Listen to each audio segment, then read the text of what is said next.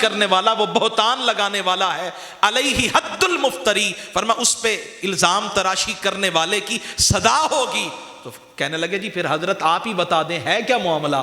فرمانے لگے آؤ پھر میں تمہیں بتاؤں، ان خیر ہذہ الامتی بعد نبیہا ابو بکر و عمر رضی اللہ تعالی عنہ، فرمایا حضور کے بعد اور انبیاء کے بعد، رسل کرام کے بعد، انبیاء کے بعد، رسل ملائکہ کے بعد، امت میں مخلوق الہی میں سب سے افضل ابو بکر ہے، سب سے افضل ابو بکر ہے، اس کے بعد فرمایا عمر بن خطاب ہے۔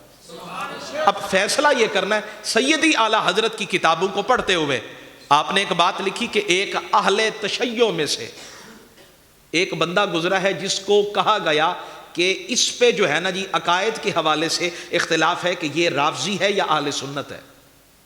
وہ بندہ بھی کہتا ہے جی میں کیسے کروں، میں مولا علی کو فضیلت کیسے دوں، اگر دیتا ہوں تو پھر مولا علی کا کہنا نہیں مانتا، میں گناہگار بن جاؤں گا، کیوں؟ میں نے مولا علی کو سنا پڑھا ہے۔ مولا علی فرماتے ہیں مجھے اللہ نے شانیں دی ہیں، لیکن میں خود جب کہہ رہا ہوں کہ ابو بکر بھی افضل ہیں، عمر بھی افضل ہے، پھر ماننا پڑے گا، پھر ماننا پڑے گا۔ بات سمجھ آ رہی ہے یا نہیں آ رہی؟ اونچی آواز سے سبحان اللہ کہتے ہیں، اور اونچی آواز سے سبحان اللہ۔ تو آج کی اس محفل کے اندر، آج کی اس محفل کے اندر اعلیٰ حضرت نے کیا فرمایا؟ سونا جنگل رات اندھیری، چھائی بدلی کالی ہے، سونے والو سونے والو سونے والو، چوکیدار جب چوکیدارہ کرتا ہے تو کیا سیٹی بجاتا ہے، آواز لگاتا ہے جاگتے رہو جی جاگتے رہو۔ اعلیٰ حضرت فرماتے کون جاگے؟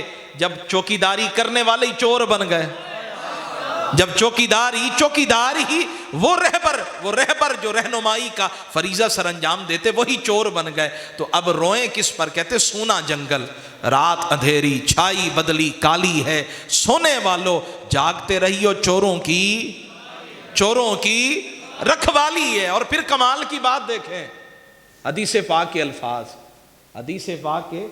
الفاظ ہیں، نبی کریم صلی اللہ تعالی علیہ وآلہ وسلم فرماتے لما خلق اللہ العرش، جب اللہ نے عرش کو پیدا کیا، جب اللہ نے عرش کو پیدا کیا تو فرمایا کتب علیہ بقلم نور، اللہ نے نور کے قلم کے ساتھ اس عرش پہ لکھا طولہ ما بین المشرق والمغرب، اس قلم کی جو چوڑائی لمبائی تھی نا، فرمایا مشرق اور مغرب کا جو فاصلہ ہے، طولہ ما بین المشرق والمغرب، فرمایا جیسے مشرق اور مغرب کا فاصلہ ہے، اس قلم کا فاصلہ بھی اتنا تھا۔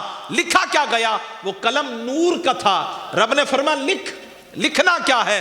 فرمایا لکھ لا الہ الا اللہ محمد الرسول اللہ، یہ لکھ، اور پھر ساتھ ہی لکھا بہی آخذ و اعطی، اسی کلمہ کے ساتھ لوں گا، اسی کلمہ کے ساتھ دوں گا، اسی کے ساتھ عرش پہ لکھا۔ رب نے حکم دیا نور کے قلم کو لکھ، یا اللہ لکھنا کیا ہے؟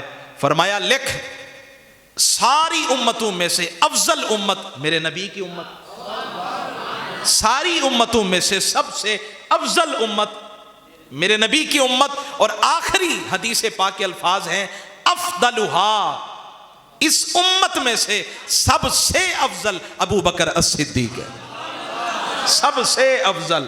میں کہ صحیح ایک کلاس کے اندر اگر ایک بچے کے نمبر زیادہ آ جائیں نا، وہ کیسے کہتے ہیں ہم نے تو سکول میں پڑھا نہیں ہے، وہ جو ٹیچر جو ہے نا جس کو بڑا بناتے ہیں اس کو کیا کہتے ہیں جی؟ مانیٹر کہتے ہیں جی۔ میں نے کہا ایک کلاس کا مانیٹر ہو نا جی، اس کے پیر زمین پہ نہیں لگتے ہیں، پیر زمین پہ نہیں لگتے ہیں، تو جسے ساری امت کا ہی مانیٹر بنا دیا گیا، ساری امت کا مانیٹر بنا دیا گیا۔ اور پھر کمال کی بات دیکھیں، میرے صفحہ ذہن پہ باتیں بڑی آ رہی ہیں، لیکن میں مختصر بات عرض کر رہا ہوں، اور بات سنیے گا توجہ کے ساتھ، لوح دل پہ نقش کیجئے گا۔ سیدی اعلیٰ حضرت فرماتے ہیں صحابہ کرام کا سرکار کے وصال کے بعد اجماع ہوا، صحابہ کا اجماع ہوا ہے، صحابہ کا اجماع ہوا ہے جناب سیدنا صدیق اکبر کی خلافت پر، صحابہ کا اجماع ہوا ہے۔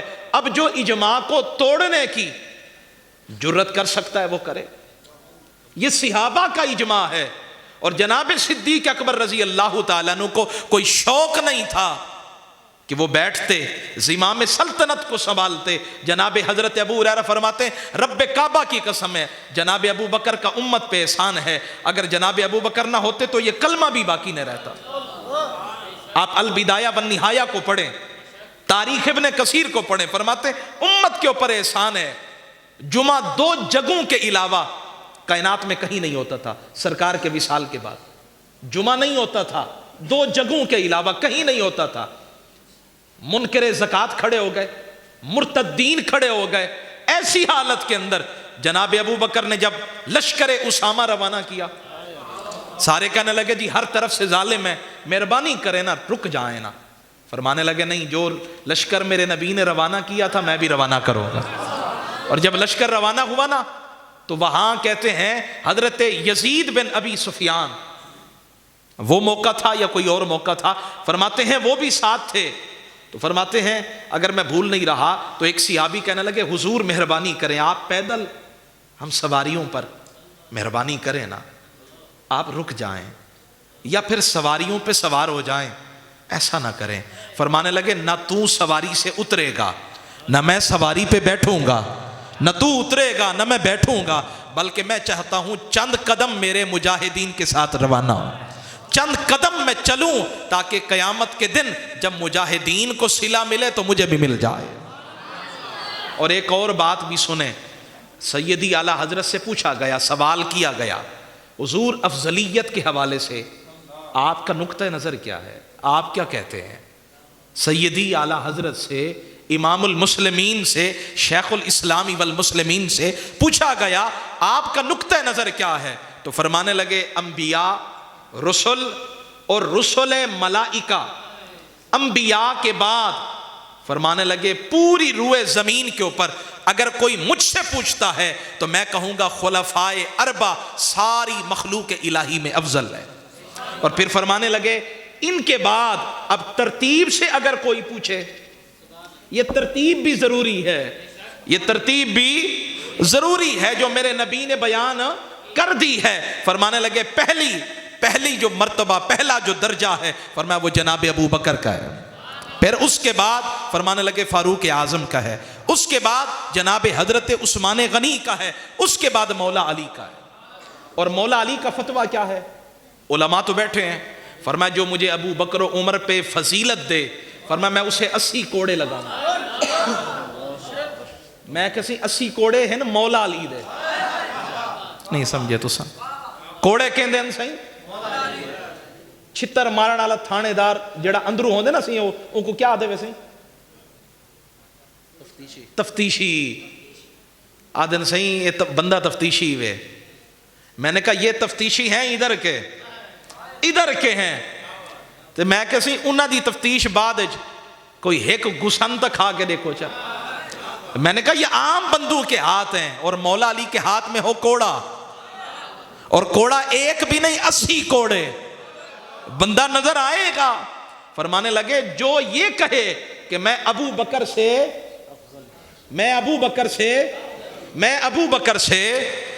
بولے میں ابو بکر سے, سارے بولے میں ابو بکر سے افضل ہوں, عمر سے افضل ہوں. میں نے کہا مجھے شانے ملے, میں صحیح چوڑا تھی وے نا, صحیح میں گیم خان کا ہے رضاکیہ دے وچ صحیح پھلاں دی بھرمار کر لیتی نا, صحیح استقبال کہتے نا, صحیح واہ واہ سی لنگر وڈا سونا بڑیا ہویا, وڈی عزت کیتے نے.